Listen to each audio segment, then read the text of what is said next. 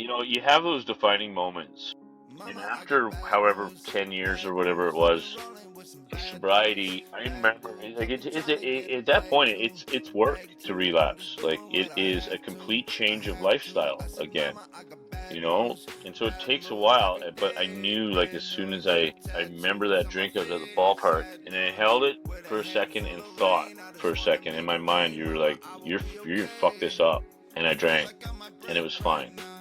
And then for the next year, it was fine. And the year after that, it was fine. Maybe a hiccup here and there. I'm not exactly great at alcohol. And then cocaine. And once that hit the scene, it was just a matter of time. And to be honest with you, the obsession was so crazy, and I had built myself up to a place that I could not ask anybody for help or let anyone know what was going on with me because of this ego. So, Ryan Bathgate. For those of you that are new to the platform, Ryan Bathgate has been my co-host for Wednesdays for about a year until just about 3 months ago now. He had to take a break from the show.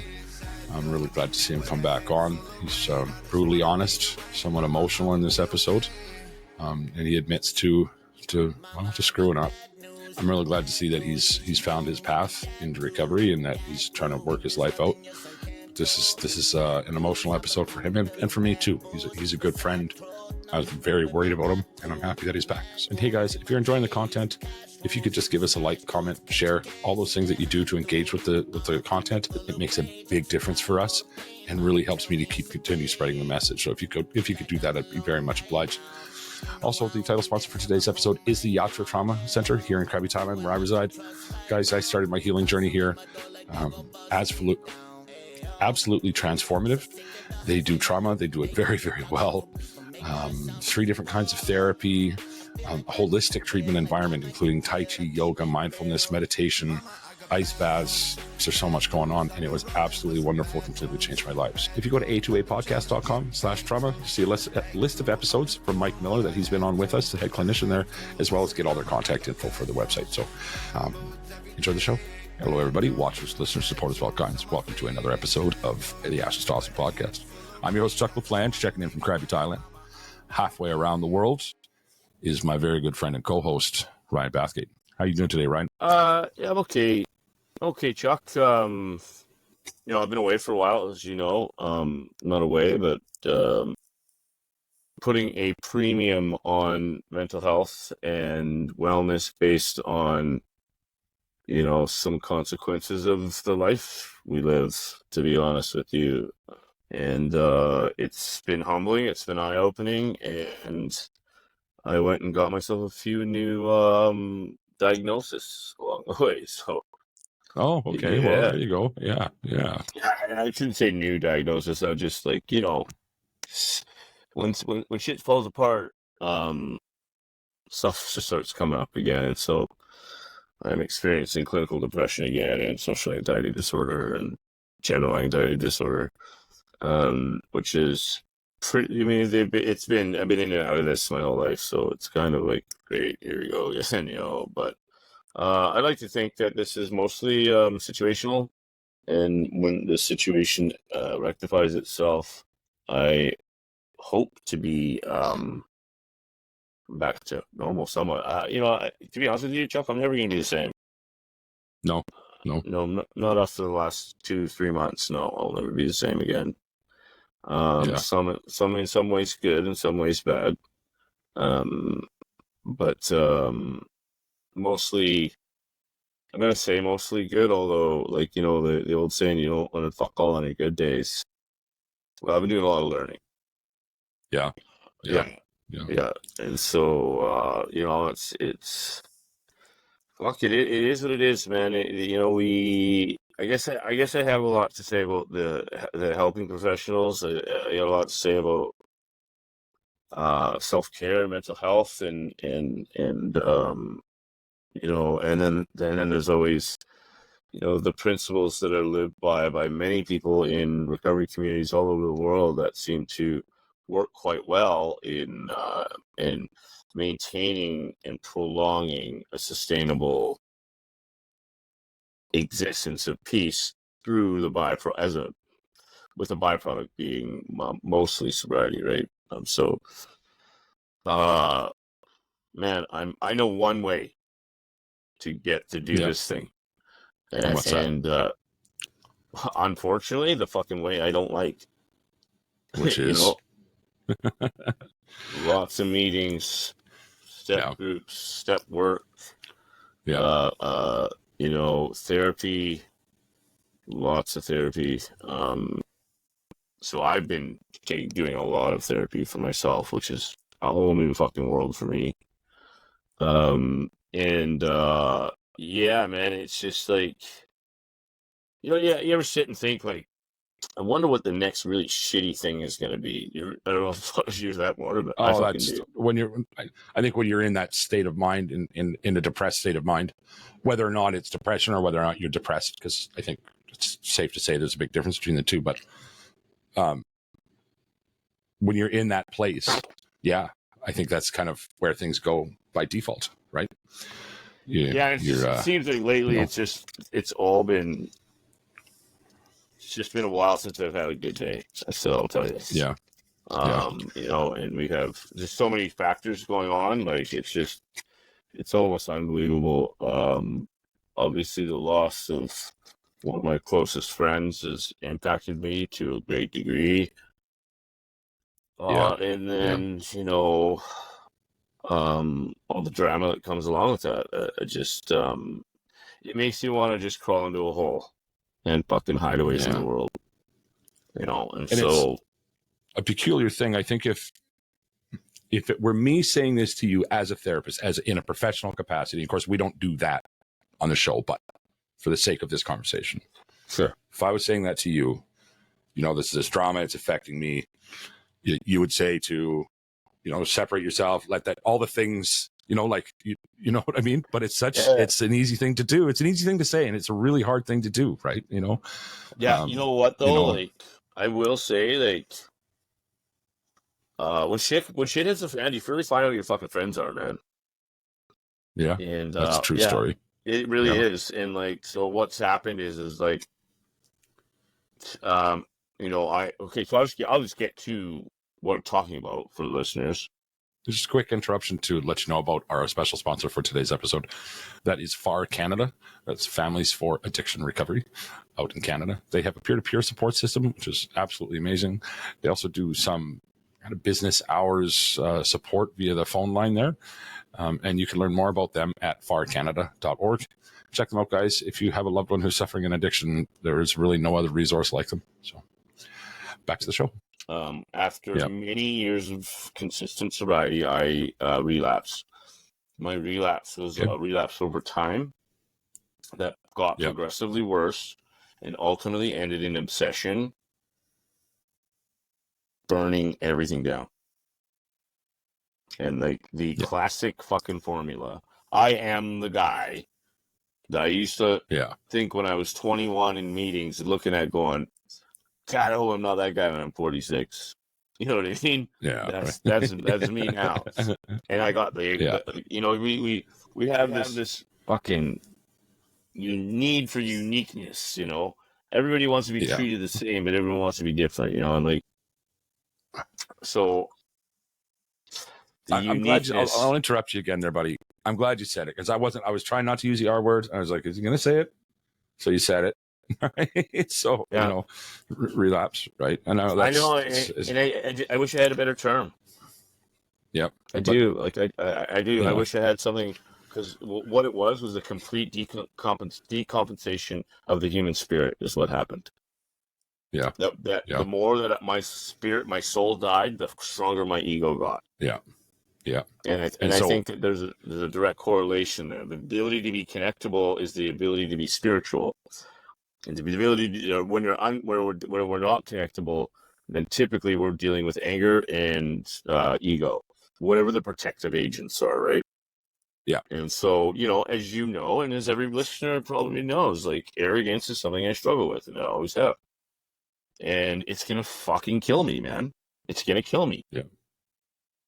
So that is that the biggest factor in you getting to the R word? Is ego? Is that in your mind? Well, to be honest with you, I put a lot of thought into this. Oh, I'm sure you have. Yeah. When I think about me sitting in a pretrial jail cell, realizing that, even, you appreciate this. Even there, I'm looking around going, I'm fucking better than everyone in here. Like, Of just, course you are. Yeah. and then, I go back to myself. And, something happened in that cell, and it changed everything. There's an old saying, there's no atheists in foxholes. Yeah. You hear Yeah. that? Oh, yeah. Well, Yeah. Many times. Yeah. I sat in there and looked at my life, looked at how I got there, look at all the shit what happened is, and so like I'm gonna be really honest with you. I never ask for fucking help. No. No. No. And I built a reputation and an optic that allowed me to hide behind it and fool everybody, Yeah, you did. including myself. Yep. Yeah. Yep. And so, Yep. and that's fucking gone. Fake. That, Yeah.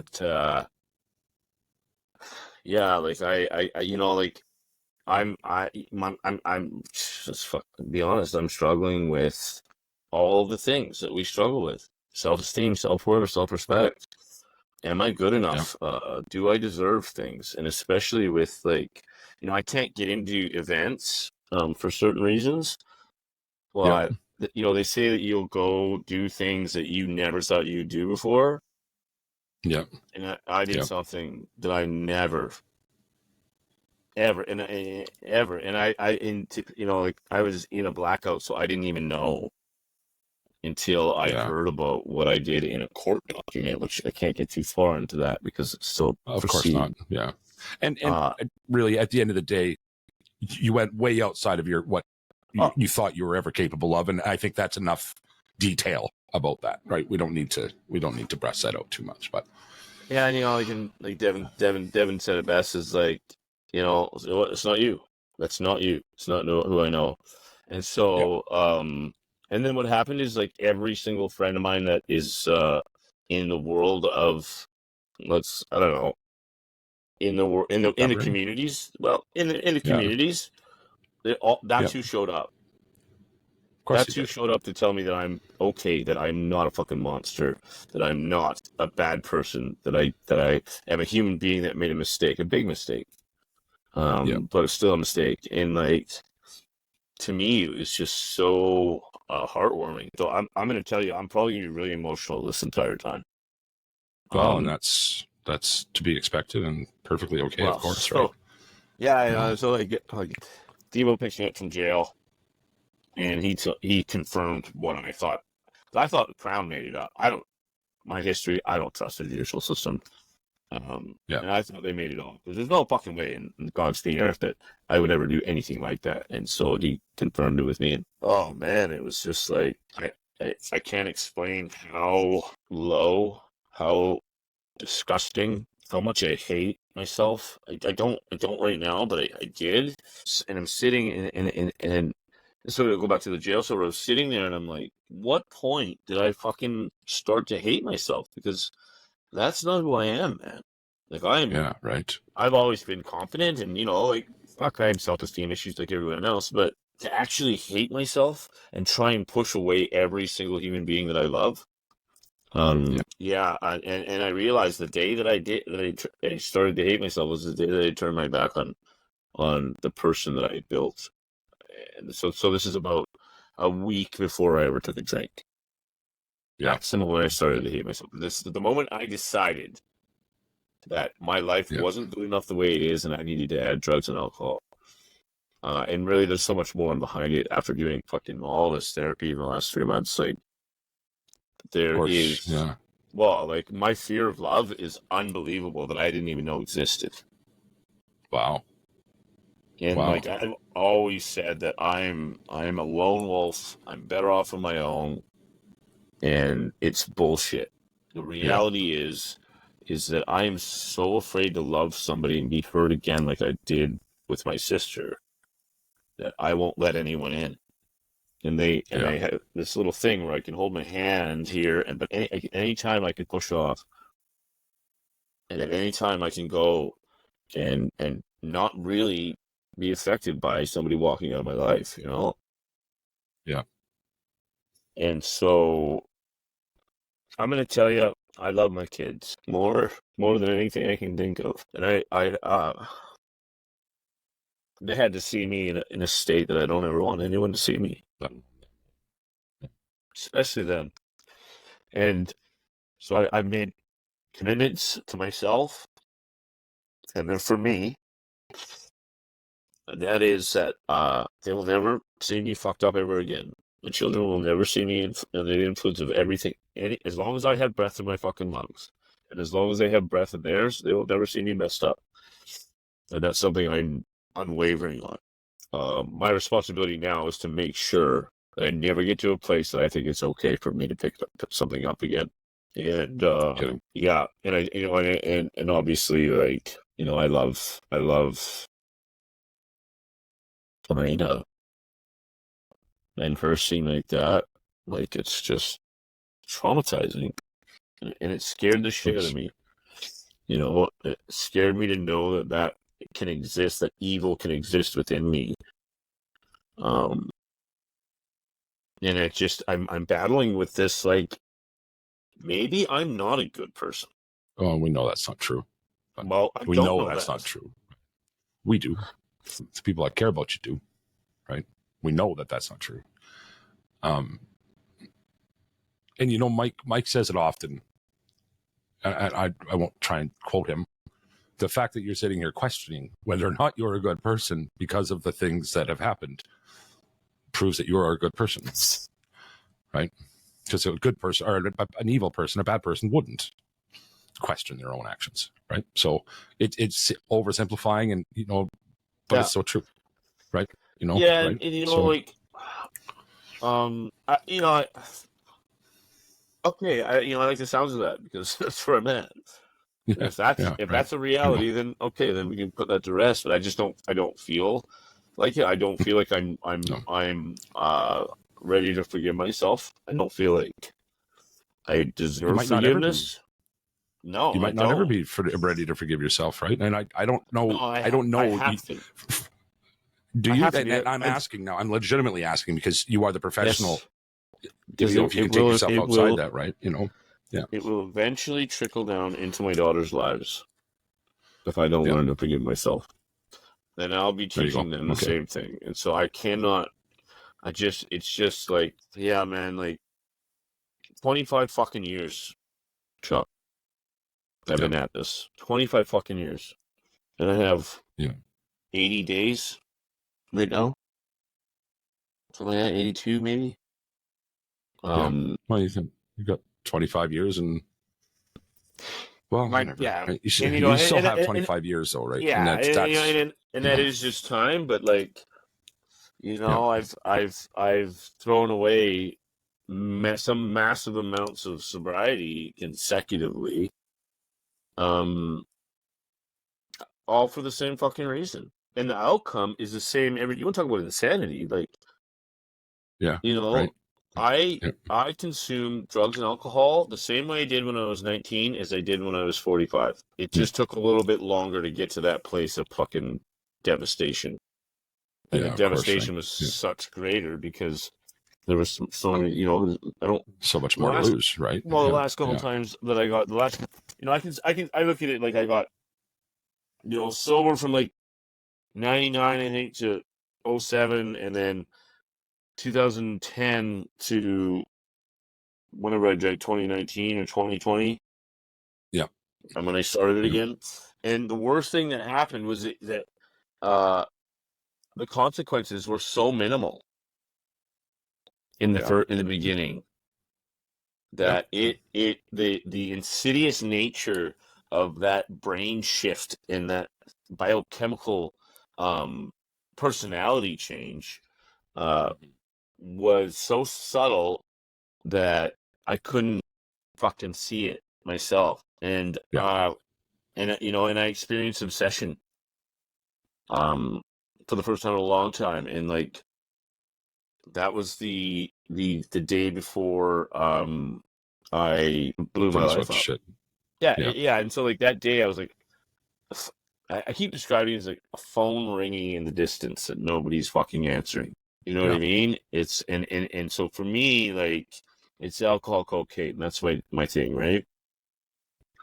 And Yeah. I went to work, didn't go away. I went to hit a bucket of balls, didn't go away. I went to the gym for like 2.5 hours, didn't go away. And then finally I fucking broke down, Yeah. and the rest I can't get into. But I mean, put pieces together. So what I learned here is that you remember "Fuck the Noise"? Remember that episode? Yeah. Like, there's so much noise, man. There are three things that matter to me in this life, and they are my girls. That's it. That's all I care about. I can lose everything else, and so I did. I did say a little prayer to my sister in that jail cell and asked for my family back. I didn't ask Yeah. for my job back. I didn't ask for I didn't ask for money back. Just wanted my family to be okay, and I wanted to be a part of that. And so since then, I've been doing 2 meetings a day. I've been doing I still see my clients who are awesome. Like I can't. So like getting emotional. The way that people are able to see through what I've done and tell me who I am in like you just did, right? Like like all my clients agree that pretty much agree that like it doesn't mean I don't know how to help people. It means I need to No. learn how to take care of myself. And that's the fucking problem. Is Yeah. that when you are, I remember we were sitting I think we were sitting and listening to you and Devo. And Devo was saying, like, yeah, he's got support. He's got Ryan, right? And then Yep. someone asked me, well, who do you have? And I had no fucking answer. I Yeah. had no Right. answer. I didn't. And if I'm going to be really honest with you, in that moment, that scared me. There was a flag there that I ignored. Yeah. With benefit But, of hindsight, now. well, Yeah. yeah, now, yeah. Yeah. Yeah. Right. And so, Right. yeah, so now it's just like, I'm gonna, yeah, this video is gonna be a shift in my message moving forward. Of course. Yeah. Yeah. Well, I can see Wow. it. I can see it. I can feel it. I can feel it right through. I'm on the other side of the world, and I can feel the shift, bro. Yeah. So can I take this back for a bit, if you don't mind? Well, hold on. I want to finish my point. Okay. Yeah. Please do. Yeah. I've been doing, I don't know, thousands of meetings. I'm gonna say, like, maybe that's a dramatic thing. I don't know. It's Definitely funny, hundreds, many hundreds. definitely, yes, very many hundreds. Yeah. Yes. Yes. So actually, it's funny. My new home group has a picture of the 2005 World's Convention in Toronto on the wall, and that's where you were, right? Yeah. I'm in the picture. Yeah, I'm in that picture. Yeah. It's No hilarious. shit, eh? Anyway, Yeah. but so every So meeting now I you're go that to, old timer. You're yeah, that old timer now. yeah. Well, it's coming here this year. Worlds is coming to Vancouver in 2025, so that's cool. Okay. Hey, it says in how it works, and I'm going to be quoting the big book because me. Like I said, I don't know any other. I don't know any other way. I'm sorry. I think it's wonderful. I do. I think it's wonderful. Yeah, this is what I've learned: is that I've tried every fucking way out there to be either a successful drinker or to do this thing without having to do the work. Yeah. And the only way I've ever had sustainable sobriety is me having a home group, service position, doing steps, sponsorship, being part of a community, not missing. Like, the home group part is important because it's structure, and structure is safety. Yes. In every one of those meetings, they read a thing called How It Works. Yes. In How It Works, it tells you from the mouths and minds of the first 100 men and women that wrote this goddamn book. It says there are those unfortunates. They are constitutionally incapable of being honest with themselves. And that right there tells me everything I fucking need to know about what I need to do with my life. And it tells Yes. me how I got to here. And that was that I rarely do we see a person fail. The rarely part is the people who are like who are unable to be honest with themselves.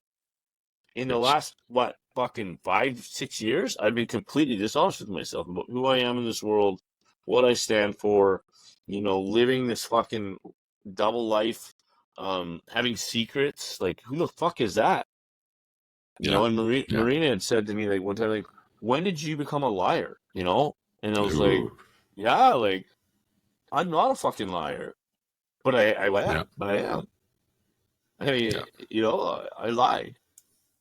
I Yeah. lied about my drug use to everybody. Yeah. Yeah. And, Right. and my alcohol consumption, and the weight of that on top of no self care. Yeah. No, I wasn't doing therapy. I was only, and I was just working myself into the fucking ground again. Yeah.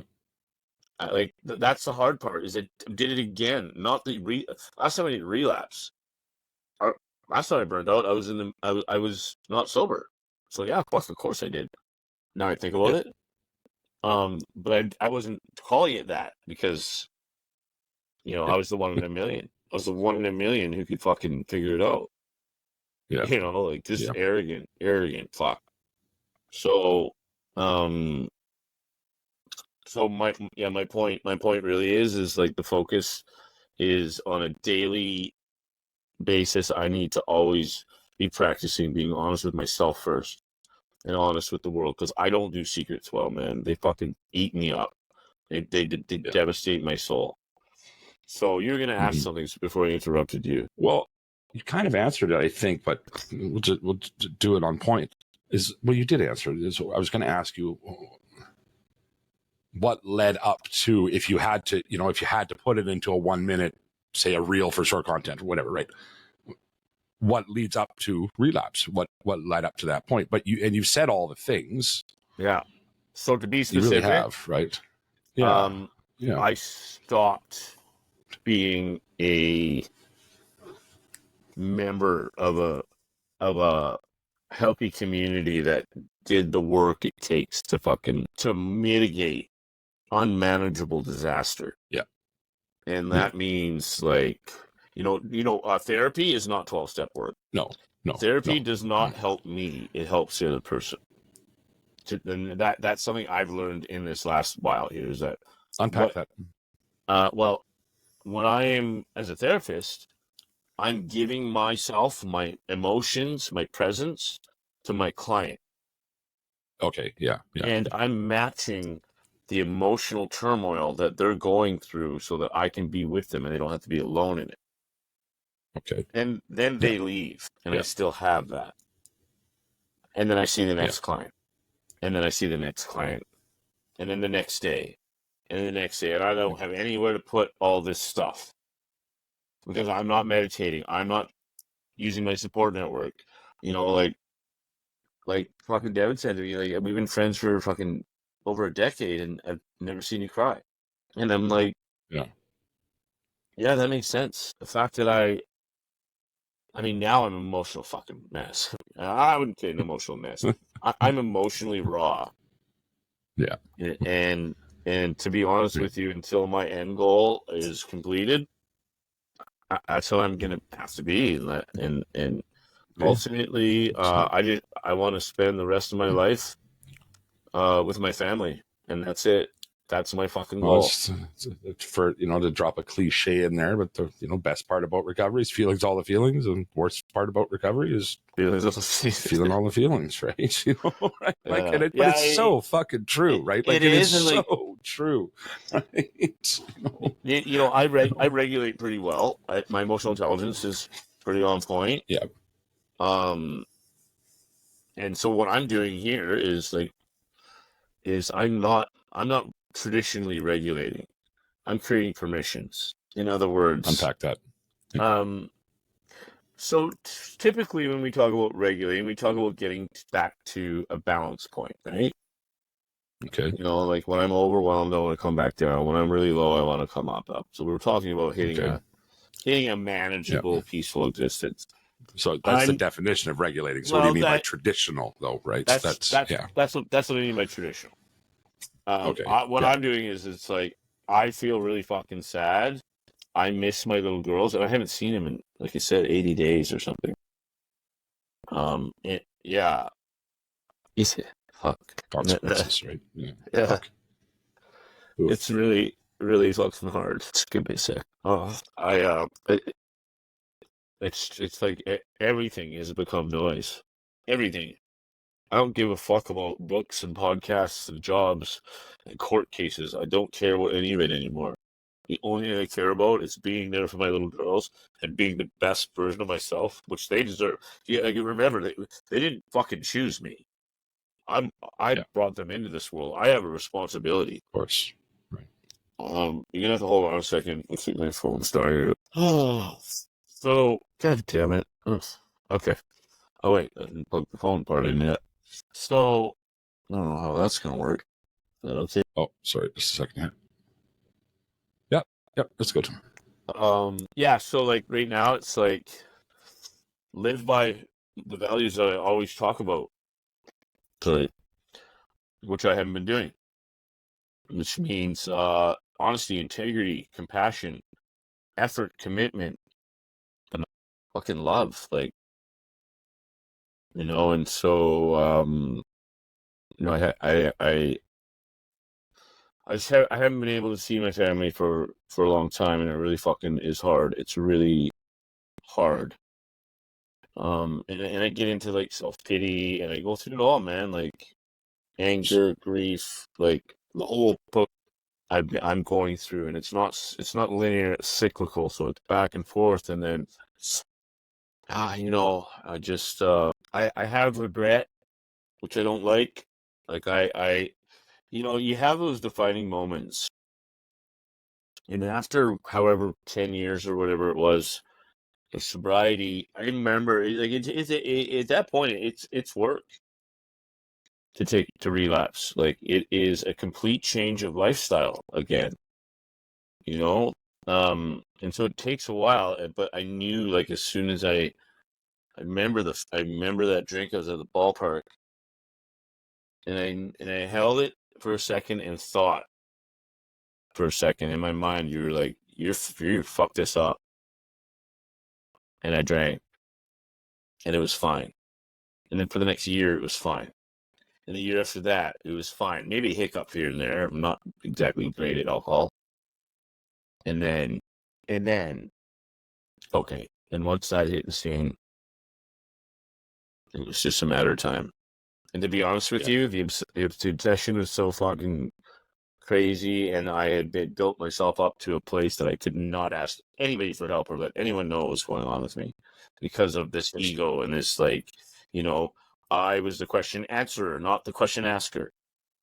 Yeah. And, and I'll say one thing to that is like, never stop asking questions. Never stop being, even if you are a question answerer, be a question asker. Yeah, I mean, and so, yeah, over time, and like I've had my resentments against the recovery communities. I've had my strong opinions on things that now I don't really give a fuck.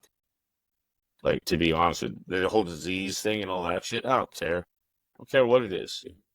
That's interesting you say that, because I remember having a conversation with you about that very thing, and it's like, here's the thing, to the person who's going through it, it doesn't really fucking matter what we're going to call it, right? Like, it doesn't matter what we're going to call it. That's an intellectual argument to be had. That's an academic argument to be had. For the guy who's walking into a room, I don't care if you call it a disease or what the hell you call it, right? At the end of the day, it's, yeah. And when it comes to the fucking pain of addiction, like, let's remember, addiction is a fucking nuclear circumference that destroys everything in its fucking path. Everything. Yeah, it does. Yeah. You know what I mean? Yeah. And so, like, does it fucking matter if it's a disease? Like, does it matter if it was a hydrogen bomb or an atom bomb? No. No, it doesn't. Right? Yeah. No, yeah. and well so said. like, well said. Yeah. I still like have my opinions and shit on that, like, but it doesn't matter to me. I can't That's an think of any academic way. conversation, right? It's It's not a like, real life thing. You know what I mean, right? Yeah. where I'm at Yeah. in my life is that, like, how does that conversation make my daughter's life better? Yeah. Yep. Doesn't. So I Yep. don't give a fuck. Right. Doesn't Yeah. qualify. Don't care. Think what you want. Yeah. None of my business. Yeah. Everything that Yeah. I do is about making sure my daughters get every opportunity they get and live a happy and healthy and safe fucking life for the rest of their life, while having a sober father to look up to. Who's present in all the things, right? So, yeah. Yeah, Yeah. yeah, exactly. Present in all things. I'd like to be, like the way Marina loves her father. I envy that, their relationship. Like, that's sort of the hero, and that's who I want to be to my kids, and I can't do that if I'm not who I am completely to my core, and I cannot be that if I have substances in my body. And this is 25 years later. This is what I'm fucking finally learning. Here's one for you. 25 years later, I suffer from substance use disorder, and I can admit that 25 years later, and it took that long. Because always in my mind somewhere, I was telling myself that, no, you were young, you were just irresponsible. You've grown out of that now. Your brain has changed. Everything is different. Yeah. Yeah. You know what I mean? Yeah. Like, and that's the work it took for me to relapse, was that dialogue, those conversations in my head, and not talking to anyone else about them. Because if I did, they'd be like, dude, you're fucking crazy. Yeah. And Yeah. it was probably like the only time me and Devin actually had it out was when I told him I drank again, and he was very upset.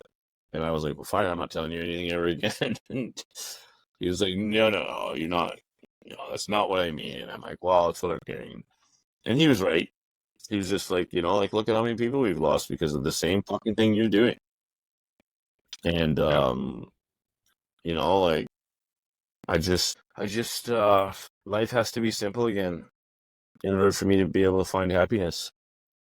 And I'm not going to be able to find it until all of this is all over, and I've taken a break from the podcast for because this is the best I've been in 80 something days. It's been really fucking hard, man. It's been really hard, and it seems like it's one thing after another. And like, Marina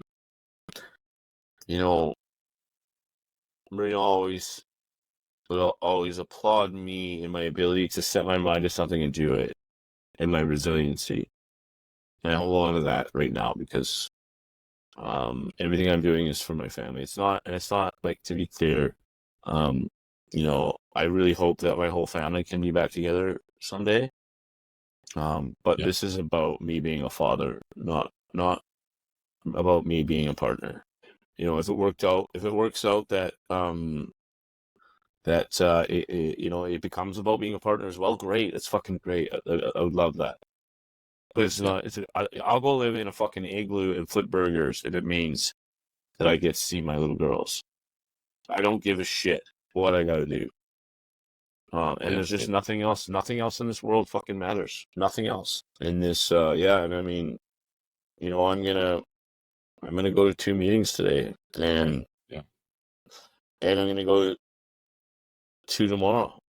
Actually, I'm gonna go to 1 on Friday, and then I play recovery ball on Saturday. Like, my world right now, I've surrounded myself with people in recovery. I've surrounded myself with people that understand, and most of all, I've surrounded myself that can see the human being that I am when I can't.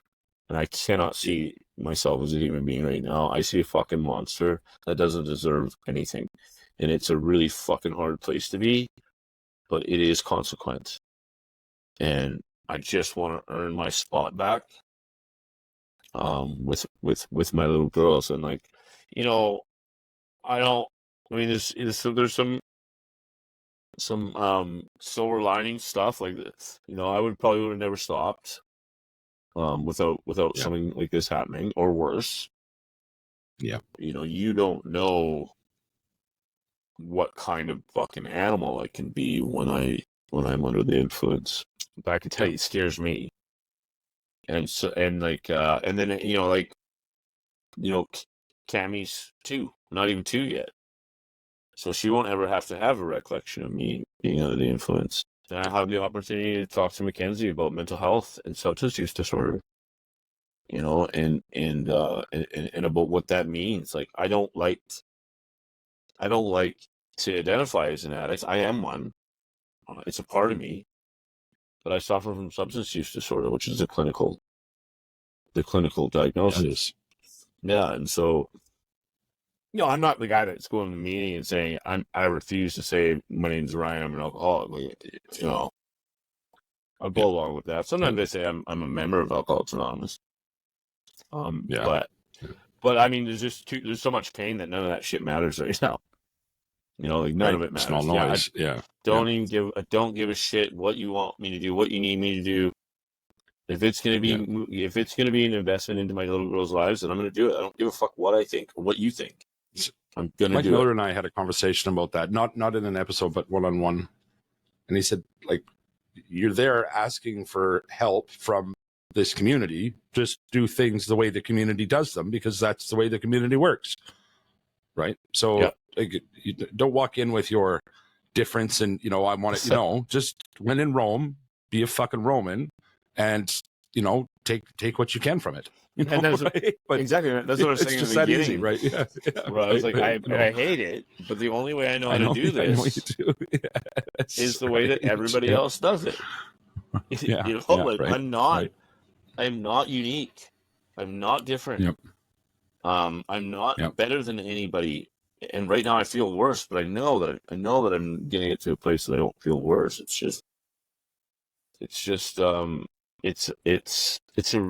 been the hardest time of my life, hands down. And that includes the death of my sister. Yeah. It's been devastating. Well, it's losing the people closest to you, which there's a lot of parallels there. So, right? I mean, a lot of therapy you get me to that spot, but I just I want people to be peaceful, and I want harmony and synergy, and I just don't really care about anything else anymore. Like, it's not that I don't care, it's just like priority wise. If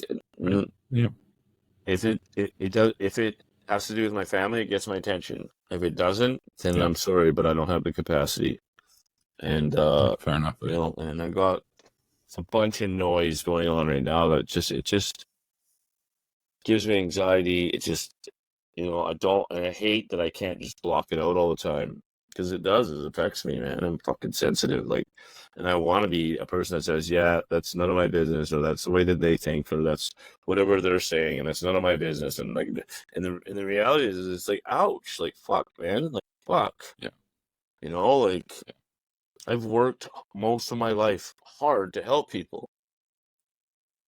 And it's just, it sounds victim-y, I know, but like, sometimes it's like, come on, like, is there not anything there? Is it just like Ryan's a fucking drug addict that relapsed? Like, that's what I've become to a lot of people. Something that occurred to me a long time ago, maybe not as long ago as it could have, but is that if you believe that shit about me, you don't know me well enough for your opinion to matter. And you said it yourself. You've got this whole community of people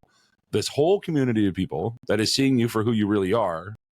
And if there's a subset of that community that's going to say whatever they're going to say, bro, and all these things, so I don't need to fucking tell you. I don't. I know. But you know them, right? The people that matter, the people who know you well enough, the people who care, they know who you are, right? So fuck them. Right? Yeah. But I'd like to, in theory, but emotionally, but it's not in theory. It's true. But where does feelings? Where does rationality play into feelings? I think somebody said that to me once. That's right. That was you. Yeah. Right? So it really was. Yeah. I know. I remember the episode it was in. Yeah. Right. Yeah, so I know. Someone say, you know these things. I can tell you these things. Your therapist can tell you these things. Your friends, your community can all say that shit over and over again. But I understand that it's much easier said than done. I do understand that, Yeah. right? Yeah. Yeah. And so like right now I've things in the way that as a consequence of my actions that are making things really hard. And what I have to do is live by the principles and values that are me, be consistent in those, and constantly be investing in my daughter's lives, and that's my plan. So, Yeah. there's a meeting to go to, Ryan. Do you feel like going? That doesn't fucking matter. Go. You know what I mean? Like, right. what I feel about it doesn't matter. It's an investment into my daughter's future. That's all I give a shit. That's all I care about. Yeah, right. Yeah, and Good. so I'm gonna go. Good. Whether I like it or not, doesn't matter. Yeah. I'm gonna do step work, whether I like it or not. I don't like step work for the rest of it. I got to tell you, there's a part of me that's like, kind of like, imagining you doing your step work, sitting there with your fucking journal, writing out your step 4, and I just like, I've done so. Chuck, I've done so many of them over the years. Like, I know you have. I'm sorry. To be honest with you, like it's become robotic. Yeah. And that's so I struggle with that, where it's like, then it loses efficacy from there, right? So yeah. And this like, time though, is it like when you get to your 4, if you're not there already, and wherever you're at your process, but is it robotic this time? I have to be mindful. Yeah. It does start to become robotic. I have to catch myself. Well, I think the fact that we're having this conversation kind of lends itself to maybe not so much this time around, right? The fact that you are aware of needing to be aware, if you will, right? Yeah. And again, there's only one reason that I am focused on being aware. It just doesn't change. Of course. And I don't want it to for the rest of my life. I want that to be the most important thing in my life. Of course you do. Of course. And then the rest is like, I've had to take a good hard look at who's in my life. Yeah. And then there's a bunch of people that aren't going to be anymore, because they haven't earned it. And and I've lost some friends through this, through judgment and just, I guess, not understanding. Like I said, the people that came to help were people that understand. Yeah, they're the people that know what it's like and know that being under the influence. So it's not me, but I'm responsible. Yeah. Does that make sense? Yeah. Yeah. It's when I get diagnosed with diabetes, it's up to me to get it treated. Yes. Right. Same as anything else, any disease, any whatever you want to call it. Right. I still have to be the one to get it treated. I can't sit around and bitch about it and continue to eat cake. Yeah. Right. If it's just never going to get better. So it's kind of the same thing as, once, it's up to you to deal with it, disease or not. You have to be the one to get the treatment, right? So, right? Yeah, and right. So, fucking who cares of a fucking disease? Like, yeah. So and then the other side of that is like, I feel like my private practice has gotten a lot richer in my work, and I feel like my clients now are getting a lot more than they were out of me. I would think that would be less robotic, for lack of a better term. Yeah, and it really has. And it's become like, I'm literally processing deep emotion every day, all day. So when somebody, it's easy for me to match that emotional state for my clients because I'm either there or I was just there or some kind of similar feeling that's under the same umbrella, like. Well, I mean, 2 meetings a day, that's a lot of empathy. So you're in empathetic mode a lot, right? Which, I mean, probably has its own tax on your fucking well-being. But to walk into a therapeutic session feeling empathetic can't be bad for that session, right? And that's true. And like, I still see my clients same time at night, and and then in the day, I'm really focusing on not working too much, even though my days are full somehow. But not like it was. I really believe that a big part of the relapse was being unrealistic with my own capacity around how much I can help and how much I can do. And then the need for validation for helping people, which I think is, again, it's a fool's errand. Anytime I'm looking for extrinsic validation, that I'm stepping into a trap.